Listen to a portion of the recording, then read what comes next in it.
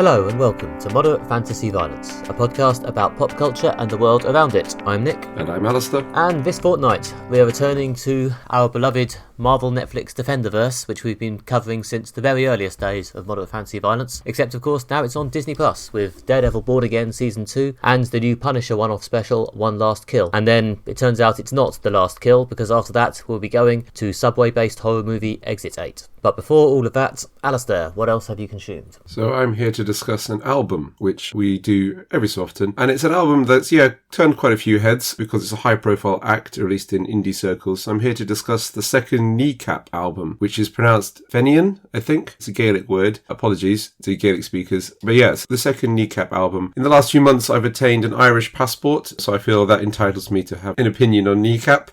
So technically I'm entitled to an Irish passport, I just haven't bothered to do the paperwork. So yeah, I agree. I'm basically Irish. That and the comical amount of Pogues I listened to in my 20s. Yeah, exactly. So here's two pretty much British people, apart from on paper, discussing Kneecap, which is just what the world needs. But yeah, obviously the first album and their sort of live performances and public persona have turned a lot of heads. The second album has come out. The hot take on it is that I prefer the first album, but this one is still good. It's very much got, I feel, second album syndrome. I have the feeling that this one was rushed out whilst touring the first album and a lot of high-profile court appearances. And yeah, it just feels like a little less, not polished, but just like a little less good ideas and like really like banging beats, and that real sense of like excitement that the first one has isn't so much there. Yeah, very much second album syndrome. Although, some bands do manage to knock out a great second album whilst touring the first album. Last Dinner Party, I think, being a strong example of this. Yeah, maybe. Yeah, I know we Mildly me and you on disagree the quality of the second Last Dinner Party album. Well, but you agree with Fantana and his music reviews, so I guess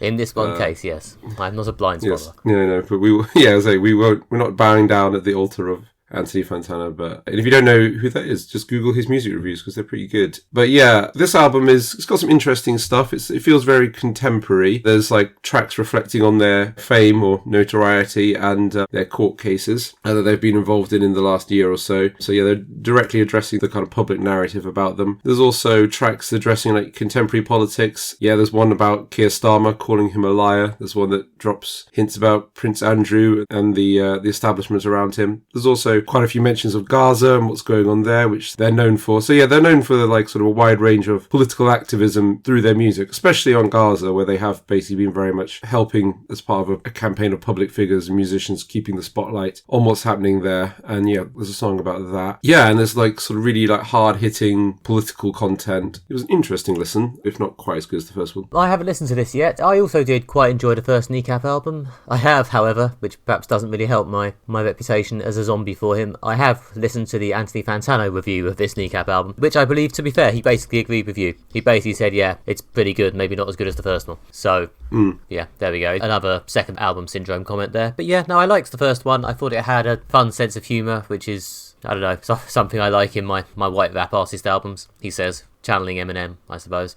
I went for a very short phase of listening to a bunch of Eminem sometime, I think in 2024, because I don't really know. I was possibly just teenage nostalgia. And yeah, although some of his stuff is just bad taste, he has a certain sense of sort of whimsical nihilistic humour that I quite enjoy. And Kneecap, although they're not quite as nihilistic, do sometimes have a similar sort of silly, slightly dubious taste sense of humour. Yeah, I listened to an enormous amount of Eminem when the first two albums came out because I was a teenager and that age, and I hadn't quite sort of formulated my sort of taste in music. So yeah, I was just listening to a lot of what was popular. Yeah, those first albums, they were like very funny and quite sardonic and bleak about what it's like to be poor in America, which I thought was like quite good. And Kneecap, yeah, as you say, they do that as well. Have this sort of sardonic nature about what it's like to be poor, and specifically in Northern Ireland. What I kind of like about it is that, it's very obviously hip-hop influenced, and they're drawing a lot of specifically American hip-hop because they are a hip-hop thing, but then there's just a lot of recognisably sort of British and Irish culture in it, in that I find it easier to relate to than American hip-hop, even Eminem, is just because it just feels more relevant to me because I just kind of am aware of more more of the cultural references. I guess it helps the fact that, like, read quite a lot about Northern Ireland, been to Belfast quite a few times, and Derry and other places in Northern Ireland. I read a lot about it, both fiction and non-fiction, seen a lot of films. I'm quite familiar with the history and the cultural references, which,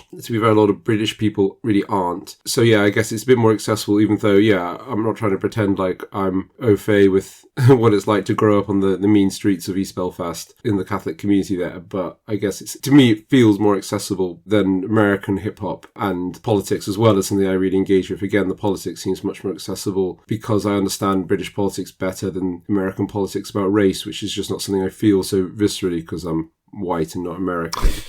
And maybe it's just my steady diet of like British social realist cinema ever since I got into film as a teenager and things like that. But that's what I like about it, is it does feel more connected to me. Yeah, I mean, I don't know, I feel like there haven't been that many, I don't know, I mean, listen to me about to pontificate about the British hip-hop or rap scene whilst knowing almost nothing about it. But it feels like there haven't been that many British rappers come through who talk about, you know, British culture and British politics. It tends to be quite, I don't know, either quite an American influenced sound or just talking in general terms about love and relationships or whatever. So it's interesting to hear Kneecap going off in this way. As you say, not really huge knowledge from British hip-hop. Our friend Alan, shout out to Alan, music journalist, really rates Dave as a rapper, British rapper, that I need to listen to. Did go through a phase of listening to Little Sims for a while. Yeah, to be fair, Stormzy also exists, and I gather is doing well for himself. So again, please disregard our opinions on the British rap scene. We know fuck all. Yeah. I've listened to a bit of Stormzy, a bit of Boy Better Know, and things like that. So yeah, it's not completely alien. But to be fair, like the most British hip hop I've consumed, it depends whether or not you count Sleaford Mods, probably Kneecap.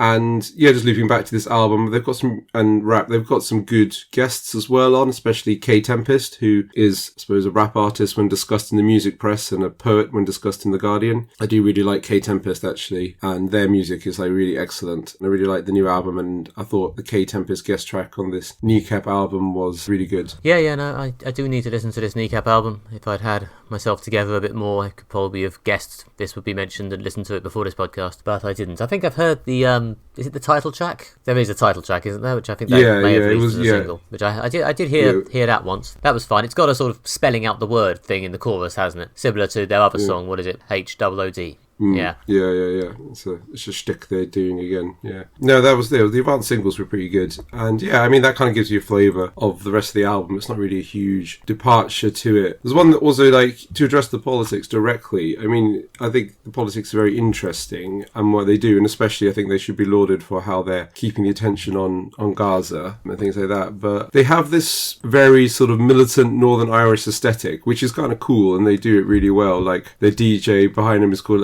DJ Provo and like wears like an Irish tricolour like balaclava and things like that. The thing is, although it's interesting, I think it's very interesting, but it's kind of weird what they're doing with kind of history and politics, in that it kind of relies on blurring the line between past and present. Part of it is a lot of the aesthetics and things they're talking about are stuff from quite a long time ago, and you have to remember that they're younger than like I am. Some of the stuff they're referencing is stuff that happened before I was born. Like there's songs about like paratroopers shooting people and like police arresting people for political activism. And I feel it's not really an accurate representation of what Northern Ireland is like now. Belfast is pretty bougie. I really like it, but there's great craft beer and Mexican food. There's rough estates. I mean, there's rough estates in London. Like Dave's a contemporary rapper from southeast London. And I'm sure there's pockets of extreme poverty. There's definitely violence. The IRA are still like a presence in society. And there's some great documentaries about that. I can strongly recommend A Mother Brings Her Son to Be Shot if you want to dive into this more. But I kind of feel that like they are riffing on a lot of things, like songs about paratroopers and stuff like that is more stuff from the Troubles and not the present. And the whole thing kind of bit relies on people who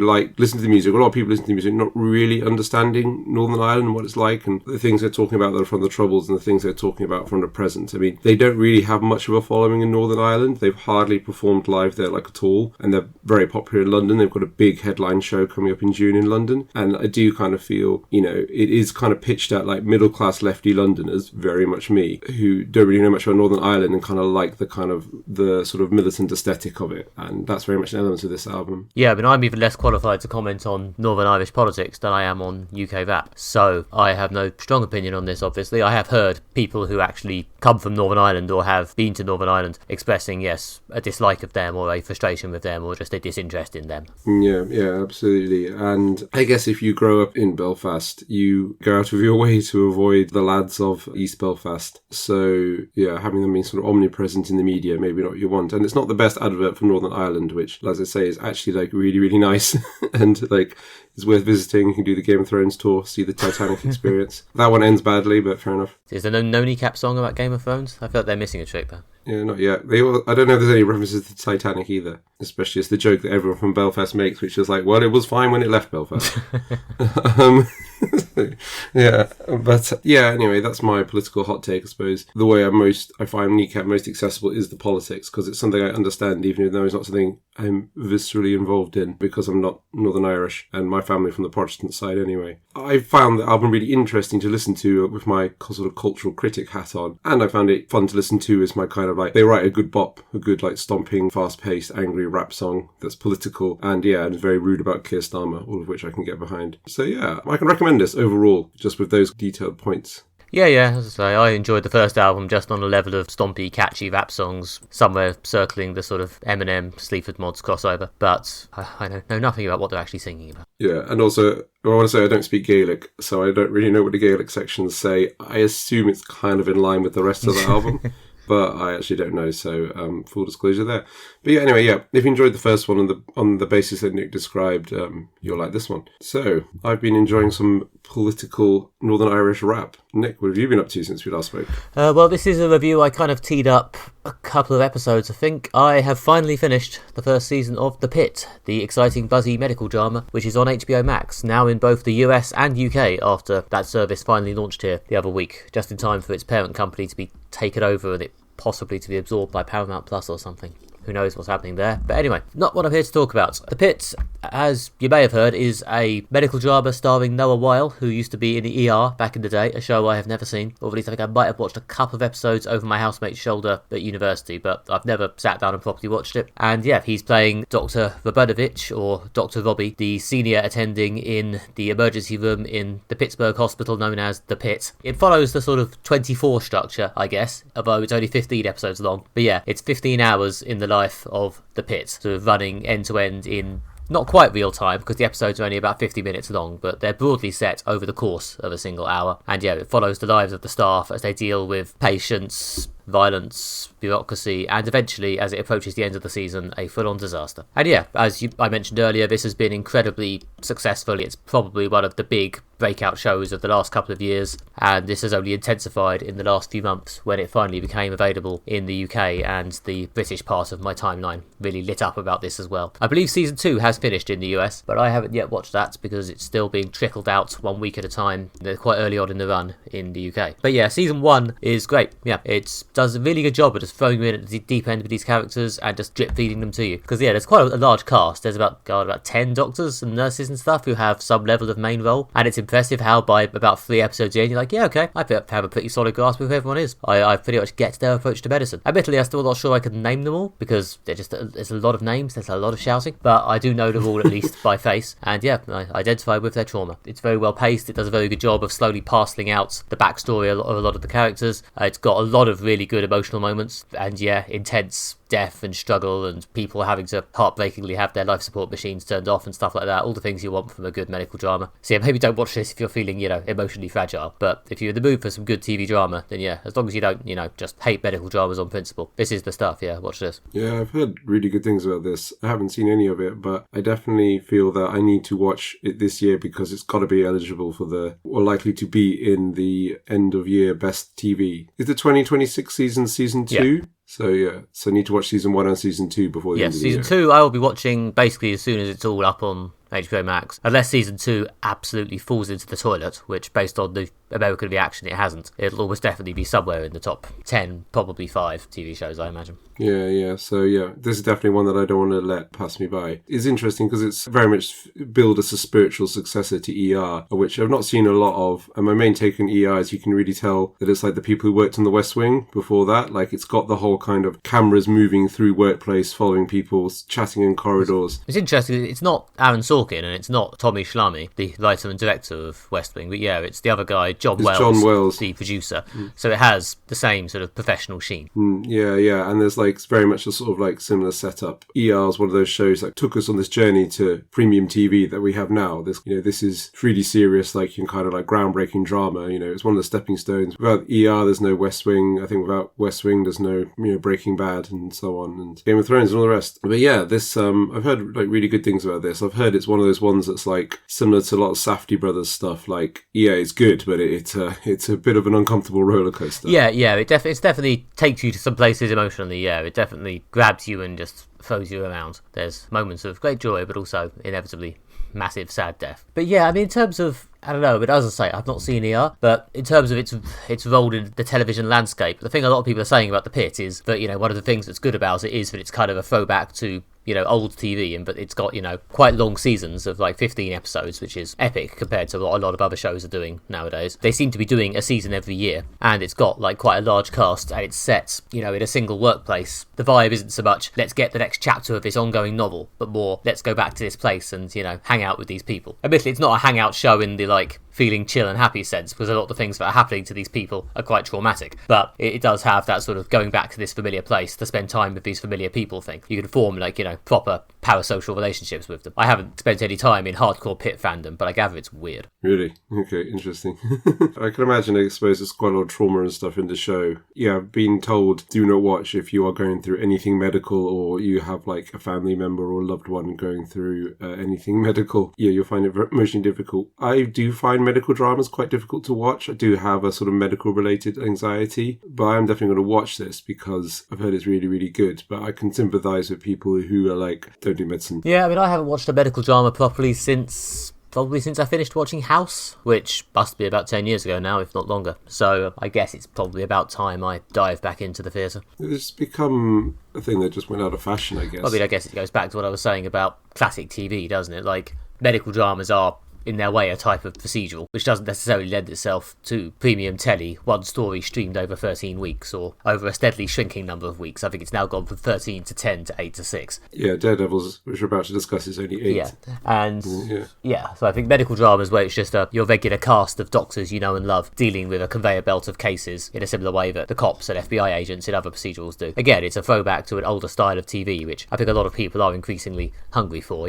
large amounts of episodes which come out regularly to spend more time with your favourites. Yeah, and each episode's kind of stand alone. Like, as you were saying, like kind of legal dramas, medical dramas, detective shows, really, they're kind of, this is the sort of bread and butter TV drama, because it's like, there's always like a thing of the week, whether it be a patient, a case to solve, or a case to prosecute. And you can kind of see even shows like The West Wing, although there's a lot of arc plot, it does have a kind of political case of the week. It's like, oh, Bartlett's got to give this big speech, or they're trying to get this bit of legislation through, or, they're going to this summit. And there is still very much that structure of like political case of the week. Yeah, and I think that's probably one of the reasons why The Pitt has been so popular with basically everyone. I mean, it's actually doing quite a good job of straddling the divide like a colossus. Because on the one hand, there are normally a couple of cases that are like confined to a single episode. But on the other hand, obviously because it's set over a single day, hour by hour, there are quite a lot of things that are just running through the whole season as well. Or which run through like 2 or 3 or 4 episodes and then drop off. It does feel interesting. It does feel like an attempt to sort of hybridise the sort of old TV and new TV in a way that surprisingly actually kind of works. I'll be interested to see if they can pull this off every single year, but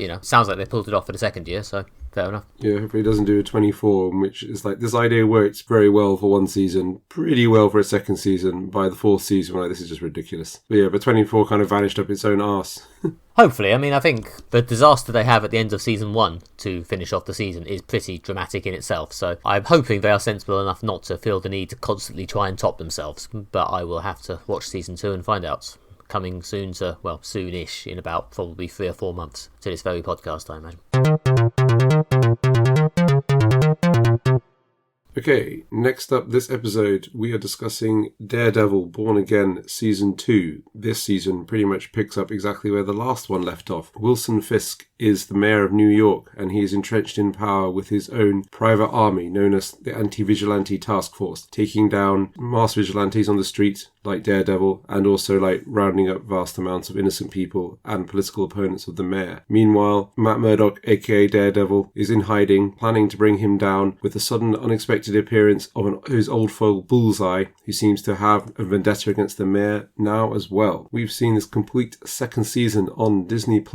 Nick, what did you think of it? As I think I said last time we covered this is kind of my thing. You know, obviously we may have established that I enjoy a nice comics adaptation, but this sort of street level, soapy, week by week serialised stuff is especially my thing. So yeah, a decently made Daredevil show is very much in my wheelhouse. And yeah, this is another season of a decently made show for the most part. I think it's maybe a slight step down on season 1, just because, I don't know, I think maybe I like my Daredevil with a bit more Matt Murdock rather than this stuff with him living on the run and basically giving up his secret identity. But it's still very solid. It's still got all the venturing melodrama you hope for. It's got some very well choreographed action scenes, which have been very much a hallmark of this Daredevil show, both in the current run and its previous incarnation on Netflix. It brings the Kingpin Mayor storyline, which dominated most of the first season, to a conclusion. It continues the sort of New York vibe, which actually makes this show feel a bit less generic than some MCU stuff does. So yeah, I think I slightly preferred season 1, but I still had a good time here. Yeah, I sort of largely agree with that. Yeah, I think I did prefer season 1, which is interesting because they kind of go together as a sort of two-part thing. Season 1 was very much the build-up and this is very much the payoff, but I kind of thought the build-up was better. I liked the big moments and I thought the big bits worked really well. I felt that like the plot was maybe a bit all over the place. I kind of felt at times the writer's hand on characters, shunting them into positions they needed to be in for the sort of various set pieces they had built up. The one thing we didn't mention in the intro is this season also has Jessica Jones in it from the Defenderverse. And yeah, there just seems to be various bits of like Bullseye comes in here, he moves to this place for this episode. Yeah, at this point we introduce Jessica Jones and she has to do this and this to appear in this, and it just felt I wasn't exactly sure on the through lines on a lot of it. But then again, when it got to its big moments, it is very entertaining, and especially the big courtroom based finale, which is obviously Matt Murdock being a lawyer works pretty well, bringing together both his Daredevil life and his lawyer Matt Murdock life with the plot with the Kingpin. So yeah, I guess it's fun and enjoyable, and yeah, I found it entertaining. I felt it could have flowed more naturally. As I say, I liked seeing Daredevil in actual Matt Murdock mode, so I did especially enjoy it towards the end when Matt Murdock finally re-emerged. I mean, I guess to be fair, that's what you do in media sometimes, I guess, leave them wanting more or withhold the thing they want so they're grateful when they get it. So yeah, when I finally got Matt Murdock, I was very happy to see him. Yeah, very much so. And there's some really good big set pieces. I don't know how many we want to spoil, but like when it's paying off things, it really is paying off. I especially liked a plot line or sort of tension since the beginning of the show, and by the beginning of the show I mean when it was on Netflix, the plot line of Fisk and his wife, who have a quite interesting, I think very emotional relationship and marriage, and you kind of really do like get the sense of them as an actual couple and having a solid relationship. There's quite a lot of time is given to in developing their relationship, which I thought worked really well and kind of makes the Kingpin a bit more than just a gangster who's gained political power and is using it to become a big villain. And they paid that off, I thought, really well. As something, again, they've been like bringing together Fisk's crime life with his marriage. And that's like one of the big like kind of payoffs in the middle of the season. And then that sets up an episode when Bullseye and Daredevil are on the run and sheltering in this church, which I thought was a really good, like tense set piece episode. So yeah, there's a lot of good drama here. Yeah, I think probably that streak of episodes in the middle where they're paying off the Kingpin storyline and then Bullseye comes into it is probably the highlight of the season, although the ending's pretty good as well. The episode in particular, which pays off the Kingpin and his wife's storyline, we may have to drop some spoilers later, but we'll get to it, which I think was particularly good. I think Vincent D'Onofrio has always been incredibly good as the Kingpin, and if anything, this season of the show I think maybe downplays Matt Murdock to spend a bit more time on the Kingpin, as I guess this is possibly kind of the climax of his storyline for now. But I'm sort of assuming it's not a huge spoiler to say that at the end of the supervillain storyline he is somewhat defeated. It'll be interesting, to be honest, because they have confirmed there will be a third season of this, hopefully actually next year, as we possibly head back towards a world of executives realising that we actually want TV shows to come out on a semi-regular basis. And it may actually not have as much Kingpin in it, which is, as I say, interesting, because since this show came back, there has been a certain amount of focus, I think, on Vincent D'Onofrio being as much a co-star of this as Charlie Cox. So I'll be interested to see if they actually do manage to resist the temptation to shove him straight back into season 3. Yeah, Vincent D'Onofrio is a very good actor, and I can see why when Disney acquired this and brought it back, they were there like, right, we are keeping Vincent D'Onofrio, we're keeping keeping the Kingpin you know and love, because who else would do that role and do it justice. But also you kind of, I guess, they want to move the show on. You don't want to always have it basically be Daredevil and the Kingpin over and over and over. But also of the 3 seasons, well, if you don't count the Defenders, the 3 seasons they did of Daredevil before, the best ones were the first and the third one with the Kingpin in it, and the second one with the Hand weren't as good. And even then they brought the Kingpin in anyway, and those were the best bits. So I guess they need to find something Daredevil that's not Kingpin that works. Yeah, I mean, to be honest, this is a problem they've kind of inherited from the source material, in that since the Daredevil Kingpin rivalry was kind of established by Frank Miller in the 80s, there has been a certain amount of Daredevil Kingpin is kind of the core of the Daredevil comic, and when the Kingpin's not on screen, is Daredevil just kind of killing time till the Kingpin comes back. So yeah, it's fun to see they've managed to fully port that problem over to the live action version as well, and I'll be interested to see if they actually try and tackle it next season, or if they just shove the Kingpin straight back in. Yeah, I mean, isn't the Kingpin originally a Spider-Man villain? Technically, but once that Frank Miller storyline happened in the 80s, he basically became a Daredevil villain who just sort of occasionally pops up in Spider-Man comics. Yeah, interesting. But yeah, so it's interesting to see where they go. But I did really like, focusing back on this season, that they actually brought this to a climax and paid it off. They weren't going to create some kind of indefinite status quo like a lot of TV show has, which is like, well, you like this hero and this villain, we'll just keep them basically locking horns indefinitely because that's what people want, and then you get no sense of progression. Again, going back to what we were saying about the Pitt, we do now live in this age when people want like big plot lines to like pay off and reach conclusions. Like this felt like the end of a novel. Yeah, I think when Born Again was originally commissioned, it was going to be one like 18 episode season or something, and at some point it became 2 like shorter seasons, but you can see that it is kind of one season telling one long storyline with an obvious breakpoint in the middle. So yeah, I think it's good that they've actually made this some sort of coherent beginning, middle and end, and I think it does at least deliver on that. I mean, there's some obvious Trump parallels. There's various supporting characters who started off in the first season and have now reached what looks like a conclusion or a big change for their storylines at the end. So yeah, again,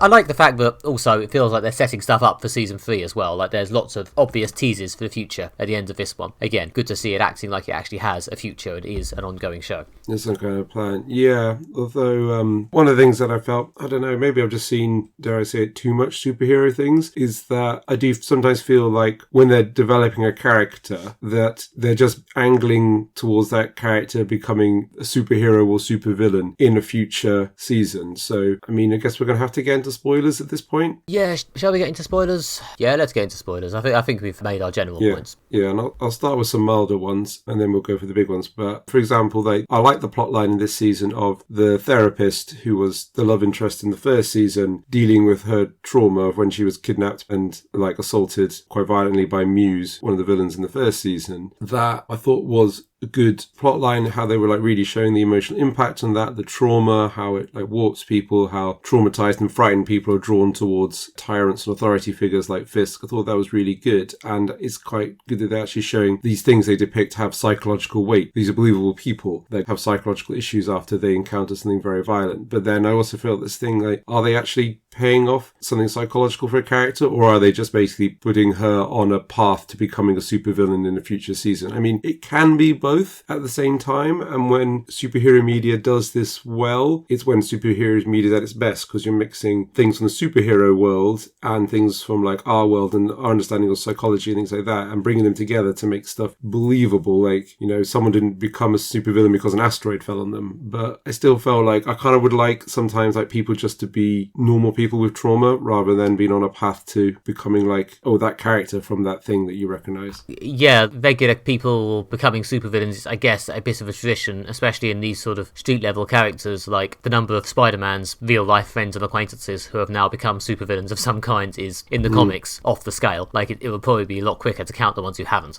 For those who don't know, Mary Jane is now Venom in the comics. So yeah, you know, it's an ongoing conveyor belt. And it's perhaps an even more awkward fit in things like Daredevil, which are perhaps striving for a slightly higher level of gritty realism than something like Spider-Man, but also still needs, you know, as long as it's still got a lead character in a costume who beats people up, needs to provide the occasional supervillain for him to hit. That is a very good point.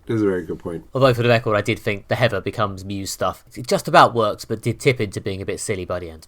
Yeah, and it was better early on when it was just clearly more she's a traumatized person who's been falling in with authority because she wants someone big and powerful to protect her when she feels weak and doesn't mind who else she throws in the bus because of her own trauma and things like that. That was pretty good. And I do take what you were saying, I thought, which is, yeah, that like this is more of a street level show. It's about New York and it's about streets and things, and a lot of the villains, like the supporting villains, are just like heavies with armor and guns, which is, again, is like more believable, and it's nice to see like some things that seems more relatable. And I did really like the sort of street level thing it's got going on, the sort of investigation plot, the kind of legal side to try and get Fisk ejected from being the mayor and things like that. And yeah, that worked really well. And as you said, setting it in New York gives it a really strong sense of place. There's a lot of New York locations are used, all these things that look like New York locations if they shot it somewhere else. And it's got a strong sense of place and a strong sense of being rooted in a specific place, which like, again, makes it more believable, more accessible. I do kind of like that MCU stuff does tend to take generally like real life locations, whereas like DC, they've got their made up cities, Gotham, Metropolis. There's Gateway City in the Wonder Woman comics that we read, which is basically supposed to be San Francisco. The sense of place is something that really appealed to me, and I think the Defenderverse shows have always had that strong sense of place, and that really, really works. Yeah, no, that is definitely a part of the show that works. They've got their sort of weird cutaways to one of the characters. Well, I guess we're in spoiler mode, so yes, the B.B. Ulrich journalist character putting on a mask and becoming a sort of meme version of the Kingpin to make these propaganda videos to mock him, which was a nice touch, and again gave this show a bit more visually than just Daredevil punching people. Yeah, absolutely. Yeah, absolutely. And her sort of Vox Pox street level thing, just again, it feels very New York. So yeah, I quite like that as well. I thought that was, a good plot line. And I did like the plot line with her and her sort of friend, sort of boyfriend, which it did a good job of basically these people who were was sort of a couple, but sort of not. I thought that, again, it felt quite true to life. And then again, he was a sort of, a classic, like a guy from a poor background, again, enthralled with power, drawn into the orbit of the Kingpin, made to do increasingly worse and worse things, eventually realizing he's on the wrong side and then has to make the ultimate sacrifice. And he's a pretty dislikable character. I felt him very much the sort of, he's got the element of the sniveling mocking bully who stands behind the thug bully and like laughs at you while you've been beaten up, the Richard Hammond of MCU, I guess. But for a quite dislikable character, I liked that they got him to an end point that was like, oh yeah, I feel that's paid off well and he's had a redemptive moment. Yeah, I mean, it was one of these storylines which, if you've seen a crime drama, you've probably seen it, but it was played pretty well. The actor did a good job making that character work, both as a bit of a snivelling piece of shit and yet also having this human side with his feelings for BB. So yeah, no, that bit was well done. The one aspect of the ending that didn't quite land for me, I did enjoy the big action sequence in the courthouse. It was ridiculous, but ultimately it's a superhero show. It is what it is. After the Kingpin had gone on this bloody rampage through the courthouse and murdered a bunch of his constituents with his bare hands, when Daredevil turned up and goes, "Take the plea deal and leave," and it's a bit sort of, but Matt, he just did a bunch of murders in this building about 5 minutes ago. Aren't you supposed to be a lawyer? So, in your role as the hero obsessed with justice, shouldn't you care about those dead people? If you'd had this conversation in the courtroom and he'd given up without murdering a bunch of people, this would probably be just about work. But the fact that he's just bloodily crushed a bunch of people's heads and has still got blood covering his suit does make this seem slightly silly. Yeah, it does. I mean, it's like one of those things that, like, it's quite a spectacular scene, and it is a big emotional moment when the two finally face off. But it goes back to what I was saying, that like it does feel a bit confected to make good TV drama. Yeah, I enjoyed watching it. I thought it was entertaining, but again, as soon as you step back and think about it and be like, does this work? You're like, not really. Yeah, it's a visual medium. Something visual has to happen, but yeah, I didn't think they quite threaded the needle between we need a big visual conclusion and does it make the slice of sense based on the story and the rules we've established. In the court scene, it felt very much A Few Good Men.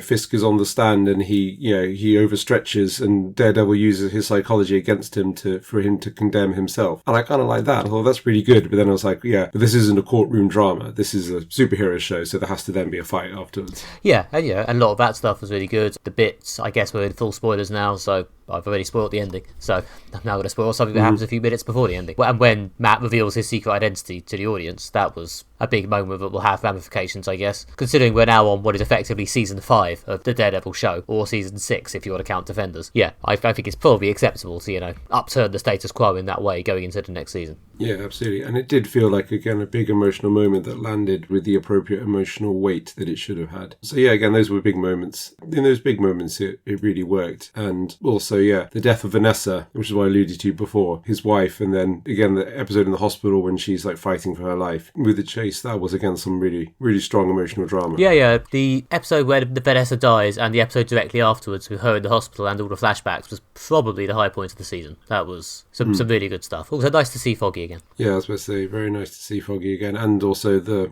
Wesley from Wesley, yes, the old show. Good continuity, lads. Well done. Yeah, got some of those actors back. That was good. There's lots of good stuff when the show is really good. I did really like the politics of it and the political analogy. It's not subtle, but it's very good. Like when Fisk is clearly a Trump-like figure, this bellicose, hard man, basically dictator of New York, with his own private army of the task force, who basically a lot of ICE stuff going around, going in, kicking in doors, being indiscriminate, hauling people off, sending them to black sites and subjecting to extrajudicial processes, and with the thin veneer of like, oh yeah, we're stopping vigilantes, or sometimes say like we're stopping terrorists, and it's like, yeah, but you're also trampling all over people's civil rights and basically setting yourself up as dictator of New York. There's also bits when like with BB and her YouTube channel mocking Fisk, it's like very much setting up that like Fisk's enemy is the media, which is very, very Trump. And also, Fisk basically being a big, tough bully guy as well. It is very much about contemporary politics. And we said in our review of the first season that, like, by compressing contemporary politics down to, like, one city, basically making New York an analogy for America, and mayorship being an analogy for the presidency, it means you can, like, play with these things and explore them quite well, which I really liked. Yeah, and so that really worked. And again, like, it is very much, like, about contemporary politics and, like, again, these democratic strongmen who have their private armies and their extrajudicial processes, and some people like them, and again the people who support them, because it's not a state like 1984 when everyone is just like is terrified of the state and lives in like permanent subjugation. A lot of people are basically like, oh, we need to sort out these vigilantes, and there's like various people who are weak or traumatized who are drawn to the strong man to protect them and don't care about other people. And there's this whole thing of like, the vigilantes have done some bad stuff, like Muse especially was like a serial killer. You can see the reason why people are like, oh yeah, let's get behind this tough guy and like have these like private army on the streets sorting this out, because like serial killers are worse. This again how people say, like, I don't like ICE, but like,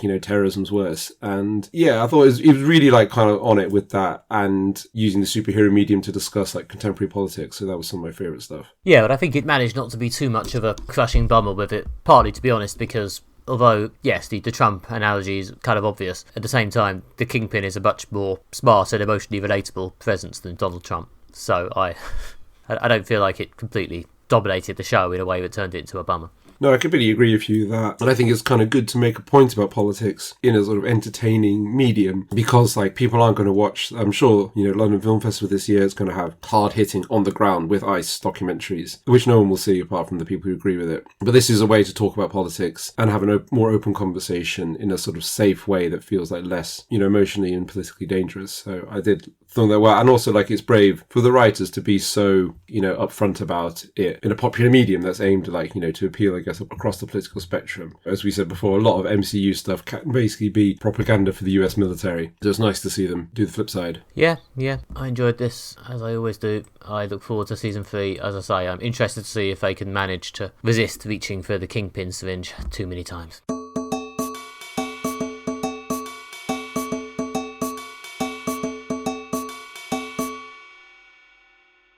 And now we have a bonus amuse-bouche for you between our two main reviews, which is continuing in the MCU theme and the Defenderverse TV shows. We have a review for you of Punisher: One Last Kill. This is a new one-off hour-long special on Disney Plus about Frank Castle, aka the Punisher, a very, very traumatized soldier who is violent and enacts his violence on all the wrongdoers that he meets. This one-off special finds Frank Castle going through some psychological trauma due to all the violence and horrible things that he is meted out and be meted out on him. He has completed his revenge rampage and finished off by killing a New York crime family that has plunged the neighborhood that he lives in into complete anarchy as the mere veneer of civilization was stripped away by the Punisher. We find him low, broken, not sure what to do, when a bounty is put on him by the only surviving member of this family, thus sending all the heavies in this area straight down his throat. We've seen this one-off hour-long special on Disney Plus. Nick,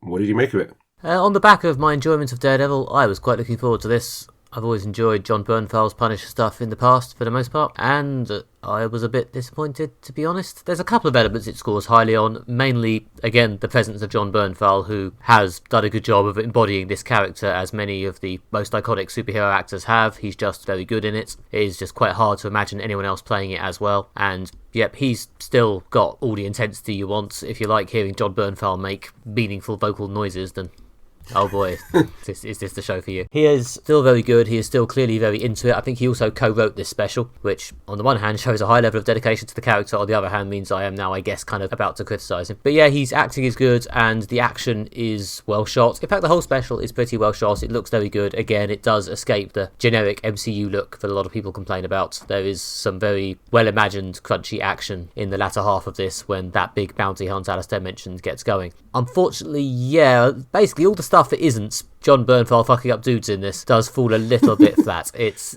just, the dialogue's a bit thin. The Punisher's psychological breakdown at the start feels a bit kind of rote and doesn't really feel motivated enough. There's quite a lot of references to past stuff from this version of the Punisher, which is, I guess, nice to see, but does not give us enough to actually get into it. Yeah, I mean, if you want to see a good Punisher action scene, there is a good Punisher action sequence in this. If you want to see that, then you will probably enjoy it, but there's not a lot of meat to it. And as I say, thankfully there's not a lot of actual dialogue exchanges in this. It is mostly just grunting vocal noises, but the actual dialogue that does happen is kind of clunky and awkward as well.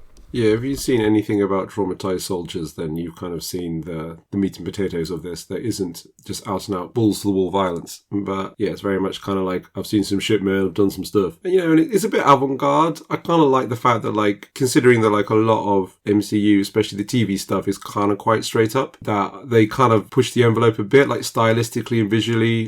Him being alone in his flat, sort of haunted by the memory of his dead soldiers, dead colleagues, just repeating kind of marine mantras over and over to himself whilst various phantoms move in and out. It's a bit more visually interesting than a lot of stuff, but at the same time, it doesn't have all the good stuff we were talking about for Daredevil. It doesn't really have a lot of that. There's no real character growth in this. At the beginning, the Punisher's a dude who fucks some people up. Then he fucks some people up, and at the end, he's like, "I'm gonna keep on fucking people up." I was also not really sure what. I mean, I guess it's he had a bit of a mentee bee, I suppose, as the kids say, yeah. And it's quite nice for I guess that we saw him work through some stuff, but. So yeah, I guess we got to see him work through a bit of things, and I guess really the takeaway of this is the Punisher probably needs therapy, but I'm not really sure what we gain from seeing the Punisher work through some stuff and then kill a load of people. Yeah, I mean, if you like the Punisher, then it's nice that they're still commissioning it, I suppose. It's honestly kind of felt a bit like a cold open or a trailer for a longer Punisher project, which maybe they're hoping to get commissioned off the back of this. If they do, I hope they bring in better writers. There's one bit which briefly interrogates the idea that, it's not very nice to have your entire family murdered by the Punisher. There's a bit where, the one survivor of the crime family, we sort of see her family being systematically slaughtered by Frank Castle from her perspective, and it's a bit sort of, are they actually going to get into the fact that, the Punisher is not a very nice man and is basically a righteous serial killer. But then straight after that, we just go right back to the Punisher crunching more heads and us just going, hell yeah. It's quite hard to tell what they were really hoping to get from that. It just feels like it's the sort of thing that has worked in past Punisher projects, but it doesn't feel like a good execution of that. It just feels like a sort of a shout out, a tip of the hat to that, without really doing much with it. Yeah, and also there's definitely the element of the consequence of the Punisher's actions, all this crime and lawlessness is caused by the Punisher. And he's by the fact that he stripped away the kind of the crime family that's holding things together. And I guess it's a sort of argument here of this is why you don't do extrajudicial violence, because, it has unintended consequences. And I get that. The Punisher waltzes in, kills some dudes, and then waltzes out, and everyone's left worse off. But then you're still very much on the side of the Punisher. Yeah, it doesn't feel like the Punisher in this show, at least, is really interrogating that. Exactly, yeah. And some of the comics we read back when we were doing the recommendation sections about Punisher, I think all the way back when we were reviewing Daredevil season 2, which is when John Bernthal was first introduced as Frank Castle, it felt very much like the writer was trying to make a point about the Punisher and the limits of his character and the limits of his approach. And even though the fact that the Punisher can't grow or change or interrogate himself, you can kind of make a point about the story when you're not supposed to be on his side. And this kind of misses that quite a lot by just basically being yeah, but all these people are awful and the Punisher's really fucking badass. At one point he literally gets set on fire and there's just fighting people on fire. And it's kind of a bit well, it's really impressive they did that, but But at the same time, it's like, I feel like you're cheering for the Punisher as he just like wails on a whole like series of like faceless heavies. Any sense of interrogating this has kind of gone out the window. Yeah, but it looks cool, and as you say, it's visually impressive, and it does make it seem a bit more exciting than some generic Marvel Cinematic Universe fights. But yeah, there's not much to it. I mean, yeah, the comics you mentioned, a lot of it is Garth Ennis stuff, I imagine, which I recommended at some point. Yeah. The Garth Ennis Punisher stuff often treats the Punisher himself as this sort of force of nature, this sort of being that just wafts in and starts killing people, this sort of stone block that you just can't really do much about, and which everyone else just has to sort of deal with. And you can't really do that at the same time as doing all this sort of Punisher, sad soldier, marine angst, because at that point you're telling us to identify with the Punisher, rather than treat the Punisher as this sort of external force and deal with the consequences of the Punisher. Yeah, that's exactly it. Which is why this doesn't work, so... Yeah. Just to get a bit more into the action itself, it is very, very good, but there's a few things that I picked up. It's got a real video game logic to it, in that like he starts out like punching people with a knife, and then he picks up like a baseball bat from someone he kills, and then he picks up a machine gun from someone he kills with the baseball bat. And there's literally a bit when he kills someone and then gets to rearm his AK-47, and I was like, this is very much like video game logic. You kill someone, you pick up some ammo and some, some items, and then you move on to the next bit. And then there's even like a boss with a big tattooed guy who's like tougher than all the others. I did feel like there's some very video game logic here. Not that there's anything wrong with importing video game logic, but I did really feel very much like I was watching someone playing the Punisher video game, which was an odd experience. Yeah, no, that didn't come to me at the time, but yeah, no, I see your point. It felt a bit odd that the big boss... I mean, I guess the big moment is kind of that the Punisher chooses to fight the big tattoo boss and save the family in the cafe instead of running after the woman who actually put the bounty on him. But yeah, I don't know to what extent that's meant to be a turnaround in the Punisher, or our view of the Punisher, after he's brutally murdered that tattoo man by stabbing him about 80 times. Yeah, that was really gory. The little girl runs up to him and gives him a hug, and there's the whole thank you Frank bit. So wow, his little girl must have seen some shit to be running up to this guy. Yeah, I mean, that is the emotional moment, the bit of like actual like plotting and emotional pathos when you see Frank having to choose that he's going to save the family rather than get his revenge. But crucially, he still gets to bloodily kill a bloke, so it's not as if he has to give up his punishing entirely. Yeah, and then at the very end he's just like killing more street thugs. Yeah, but that bit is also really, really gory. I'm a bit desensitized to violence, but that bit is pretty grim to watch. There's also, I only watched this last night, so in some levels I'm still processing it, but everyone he kills is a man. I noticed that. Obviously he kills a lot of people very quickly. Everyone he kills is a man, and there's a sort of weird gender politics to this. I'm kind of going to spitball live, so let's see if this is awful, if I get this right. But like, everyone he kills is a man, pretty much all white, and I guess what they were trying to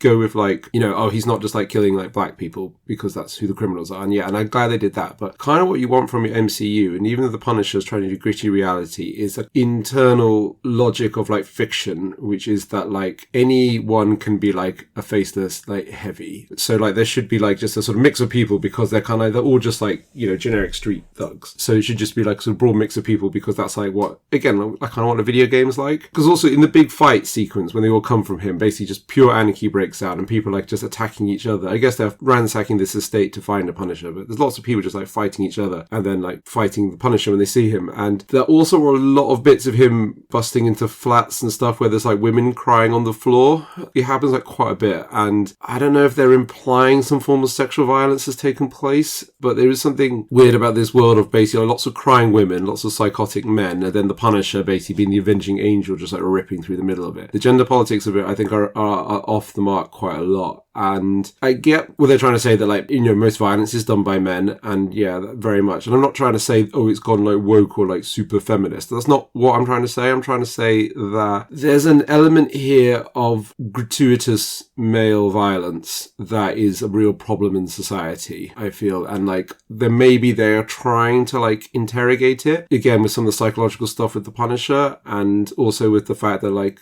there's all these like young men he's basically killing. But I think maybe they've missed the mark, and if they're trying to say something about male violence, they're basically just creating male violence porn. So yeah, again, there's some fresh off the top of my head takes. I mean, I don't know to what extent they were thinking about making a point about male violence, and to what extent they were just thinking, well, if he only kills white men, no one could accuse us of being racist or sexist. Which I understand, it's difficult, and like, probably the limitations are basically it's like an hour long, it's like 50 minutes, so there's not things to do in it, but like, it did sit uncomfortably. There was a lot of women crying on the floor in this. Yeah, I mean, I suppose it's possible they were just crying on the floor because the fucking Punisher is shooting an AK-47 over their head, but... Yeah, I guess so, yeah. Which, to be honest, if that happened to me, I would be crying on the floor. No, exactly, yeah, but like what you want is like from your sort of video game logic of like anyone can be a heavy, so there should be some so there should be some crying men, there should be some, methed up women fighting him, because like that kind of makes it seem more like a fantasy. And this is like enough reality to basically be a bit off the mark, and enough fantasy for it to basically be like, yeah, fuck yeah, Punisher, fuck that guy up. Well, yeah, I mean, that's kind of comes back to the same problem I said earlier, doesn't it? It seems to both want to vaguely hint at caring about the reality of the Punisher and the true horror of the Punisher and the psychological trauma of the Punisher, but also, fuck yeah, let's kill a bunch of dudes in a way that does not seem to care that much about any of those things. Yeah. But John Bernthald's very good, and I'm looking forward to seeing him in Spider-Man movie, although the 12A Spider-Man movie is not something that really should accompany. It even has a big thing at the beginning that says this is intended for mature audiences. I know. Marvel used to be very sensitive about putting out mature content about their characters, precisely because people who saw those characters in 12A movies might then go and see it. So it is interesting that they put out this incredibly grisly Punisher special about a month before he turns up in the 12A Spider-Man film. But, where I guess he's going to be Spider-Man's gruff uncle, who Spider-Man has to tell off. Yeah, I assume Spider-Man will, say, Frank, you really should stop killing those people. And if it was anything like Frank Castle in this, he would probably then just shoot Spider-Man and then shoot more people. But, guessing that won't happen. Stay tuned to this podcast to find out. This one thing will definitely be covering it's a new Spider-Man film. Finally, this episode, we will be discussing Exit 8, a new Japanese horror film based on the video game of the same name. An unnamed man feels lost in his life when he stumbles into an endless corridor. He must recognize small anomala and turn back or go forwards when everything's the same. If he completes this correctly 8 times, then he can escape. However, there are horrors, both real and psychological, in this endless liminal space. We've seen this film in the cinema recently. Nick, what did you think of it? Not unlike Punisher One Last Kill, in fact. It's fairly straightforward, it's fairly basic. There's a guy and he must repeatedly do a thing. We're not given a huge amount of backgrounds about the character. We're just mostly kept in that space. There's very, very few scenes in this that take place outside this one loop of corridor that he's endlessly trapped in. But yeah, it's much better. It has a very good, I think, tight grip on its tone. It has a very good sense of character with, mainly the one guy and also the couple of other people he encounters. Yeah, even though the individual moments are, to put it mildly, a lot less dramatic and ridiculous and violent than what happens to the Punisher, it somehow communicates a lot more sense of stakes to them. Like, there's a couple of bits where he's checking for anomalies in the hallway and he misses an obvious anomaly, and you sort of go,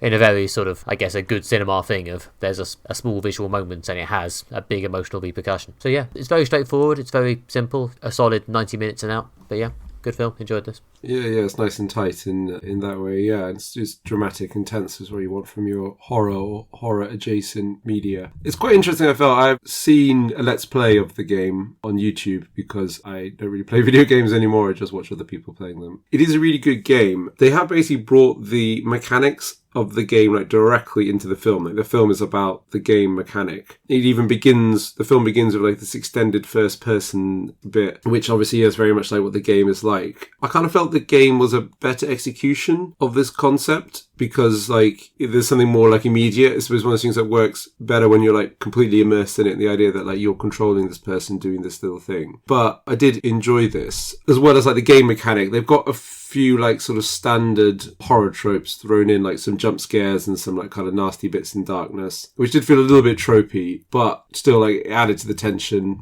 which was good as well. And then it's got some character development bits thrown in as well that obviously you don't really get any characterization in the video game. You just you're bringing the characterization, your experience of basically being the first person doing this, because we're watching someone else go through this. In a film, basically that person needs to have some kind of character, and there's little bits added in. Again, he feels lost in life. I mean, he's unnamed, he's literally credited as the lost man, and he's emotionally lost because his sort of girlfriend is pregnant and he doesn't know if he'll be a good dad. He's physically lost in this liminal space. Yeah, it's definitely another moment for the liminal spaces trend, isn't it? We may hopefully get to cover that Backrooms film, but annoyingly it's crossed over a bit with my wedding, but we'll see. Well, I'll definitely be watching it. This is a good appetizer. Yeah. Going with the food metaphors today. This is a good appetizer for the Backrooms. But yeah, I know what you mean about the video game thing. Obviously, I have not played the video game. I have zero experience of it, but I did see what they were doing because I knew it was a video game with the sort of intro in the sort of first-person view. It does have the real sense you get from playing some of these sort of small indie video games which just focus on this one single single loop in a sort of restricted space, and do a lot with that sort of very basic setup. Like, I've played Papers, Please, which A, is an incredibly depressing gaming experience, and B, has a similar vibe of just focusing on all the storytelling you could do in this one very limited view, in this one very limited scenario. And, in a world where we are getting better and better video game adaptations, this is actually a very good example of turning something like that into a good film. Some might wonder if games like that can be cinematic, but apparently they can. Yeah, and also what's interesting is that as well as we're getting to the phase of like big video games are becoming big blockbuster TV and film, Super Mario, Last of Us, Sonic, we're also getting to the stage where indie games are getting indie film adaptations, or at least small distributor A24 style kind of stuff. It's the equivalent to, I guess, like Hollywood has always adapted big blockbuster novels, from Gone with the Wind through to Harry Potter or Lord of the Rings. There's always been an indie studio buying up weird little books and making weird little films out of them, cult classics. And this now we've kind of done that for the age of video games. If you're going to have indie video games, you're going to have indie films. I mean, I don't know to what degree this is like a big hit in Japan. I'm sort of very interested in Japanese culture. I don't recognise any famous faces in it. I'm not in any way an expert. And it was at the London Film Festival, but a kind of mid-tier build film. It didn't have any gala screenings or was eligible for any major prizes, but was in the festival, and I couldn't see it because it sold out straight away, I guess, based on the fact that there's a lot of people who like Japanese cinema who go to the festival, and a lot of people who are interested in like weird cultural oddities, and this video game has, again, it's a bit of a cult classic, or modern cult classic. So it's interesting we got to the point, we've got indie films of indie video games as well as AAA films of AAA games. Well, yeah, but I guess it's a sign that game adaptations are kind of reaching the point that comic adaptations were reaching in, say, maybe, I don't know, the late 2010s, I'd say, sort of mid to late 2010s, when it was really kicking off and they were starting to really scavenge any comics that might be adaptable. But also thinking about things like Ghost World or Road to Perdition or things like that were comic. Well, I suppose Road to Perdition is a bad example because it's got like Tom Hanks and Paul Newman in it, so it's a pretty high profile film. But yeah, things like Ghost World, again, like a well-known indie cult comic amongst comic fans, then being given an adaptation with like Steve Buscemi and Bob Balaban, Thora Birch. I mean, Scarlett Johansson was in it before she's Scarlett Johansson we know now. Again, it's like an indie film of an indie comic. It's a similar process. Yeah, I think it's probably just happening a bit more because we've had a few bigger successes like The Last of Us and obviously Mario and Sonic leading the way, just like in the 90s. And now it's starting to trickle down a bit. I know is there a new Tomb Raider with Sophie Turner in the works somewhere in the world? Yeah, as I think I may have said to Alistair in a pub not that recently, we've been saying for a while in our end of year roundup, what will replace the superhero film? And we appear to finally have an answer. It is a combination of video game films and musician biopics. Yeah, it seems to be the vibe. This is a really good video game adaptation. I really need to also doff my hat to the production department and the art team on Exit 8. They have exactly recreated the video game. Like, everything is like exactly the same. Like, even like the little posters on the wall that he has to count and look for like weird things going on with them, like they are exactly the same as they are in the original video game. So like there was a lot of attention to detail there, and I really appreciated that. It's one of these things that made it feel like a very coherent internal logic. Like, again, to draw these random comparisons to The Punisher just because we happen to have put them adjacent to each other. One of the problems with The Punisher was it didn't necessarily feel like they'd thought that hard about the things they were putting next to each other beyond this would be a cool moment to put here. And with this film, it feels like a very closed ecosystem. And partly that's because that's literally what this film is about, this man walking in this continuous loop. But they've done a very good job of portraying that. And as a result, it makes it work better in a horror sense as well. Because once you're in this closed ecosystem and you know the rules, it's more shocking to you when the rules of the ecosystem are suddenly broken because something jumps out of the door or blood starts pouring in from the ceiling or whatever. Yeah, no, that's exactly right. Also, again, yeah, similar to what you're saying about Punisher, is that like they needed there to be like more emotional substance to this. And I thought they did a good job of like, yeah, again, like creating something like relatable, like this man going through this emotional thing. I'm not sure if he wants to have a child, if he feeling lost in life, feeling that like he, isn't standing up for himself. It's got these like extra elements of characterization that's kind of top and tail the film, especially like before basically the bit that's the video game, which obviously you don't get in the game. You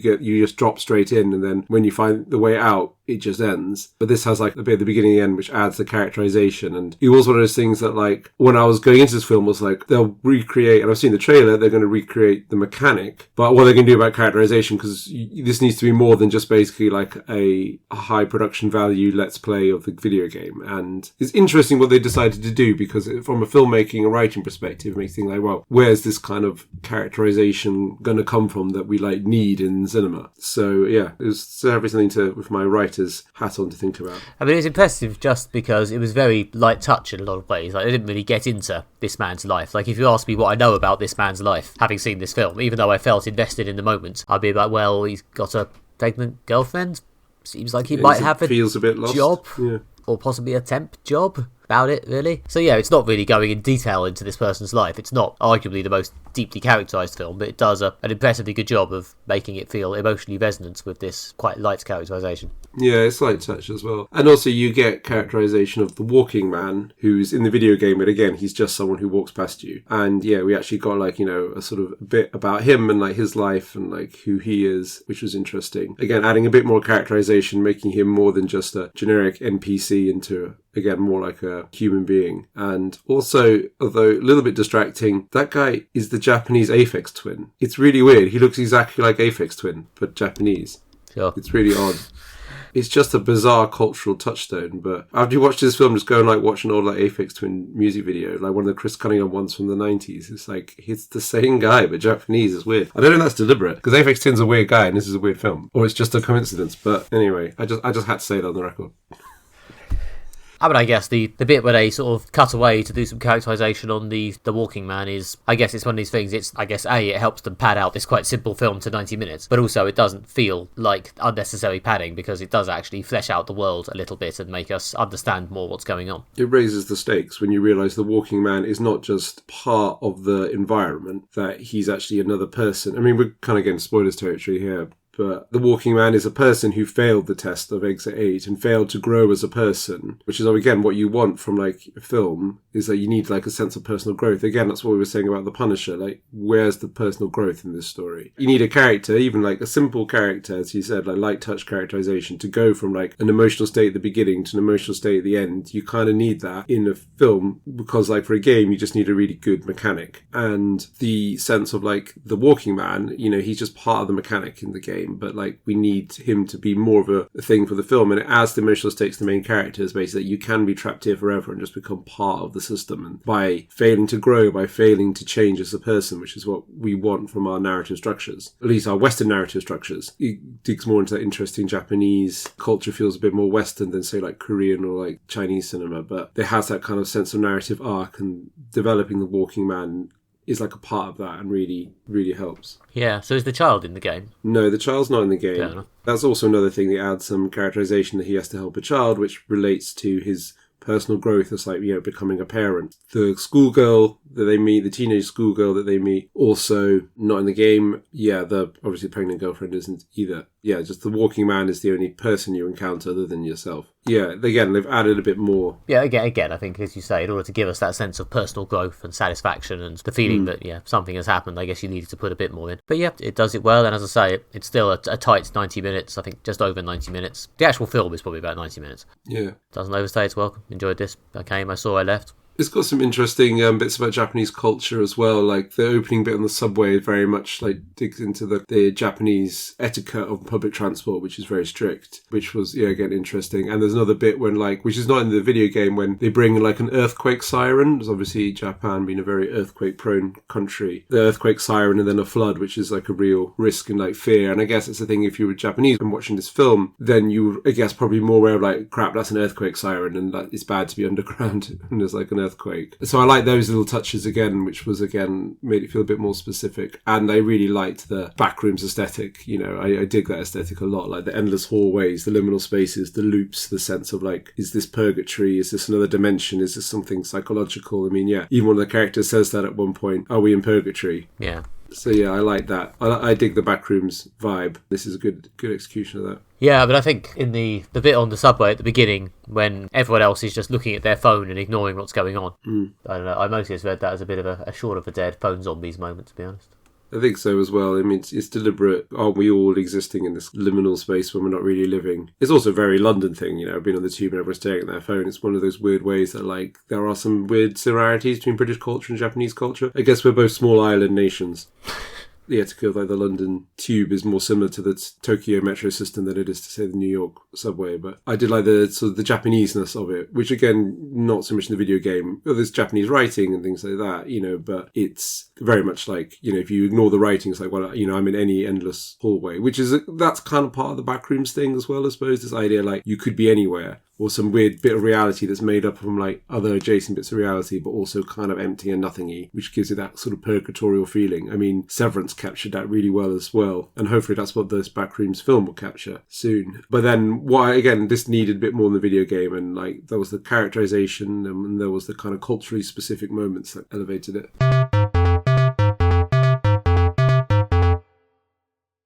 Okay, and that was Modern Fantasy Violence. Thank you very much for listening. If you have enjoyed this audio experience, then why not go to our website at modernfantasyviolence.com, where you can find our, frankly, inhumane amount of previous episodes, along with various essays, top 10 charts, and so on, written by Alistair and myself. And if you've enjoyed all of it, the entire brand, then please go to your favourite podcast provider and give us a nice 5-star review. Thank you. Yes, only review when you've listened to all 267 episodes, so you can accurately assess the culture. No, yes, but no, we really appreciate any support you can give. And you can show your support in other ways, primarily by following us on social media. Search for Moderate Fantasy Violence on Facebook, or follow us on Blue Sky, where we are at MFV Podcast. And you can also show your support for me and Nick individually by following us on social media. If you search for Alistair Ball on TikTok, Blue Sky, or Instagram, you will find me. You will also find my theatre reviews at everythingtheatre.com, more of my writing at redtrainblog.com, and you can sign up to my newsletter, The Post, for my cultural adventures in London. And you can also get more from me at nickbryan.com. That's nickbryan.com on the internet, nickbryan.com on Blue Sky, and nickbryan.com, but with the word dot on Instagram, where you can hear mostly about my self-published comics. And you can also return here in 2 weeks' time, where you will be able to hear about The Boys Season 5, the final season of the superhero bashing show from Amazon, as well as the, I guess, long-awaited return of Star Wars to the live-action cinema with The Mandalorian and Grogu. See you in 2 weeks for that. Bye-bye. Bye.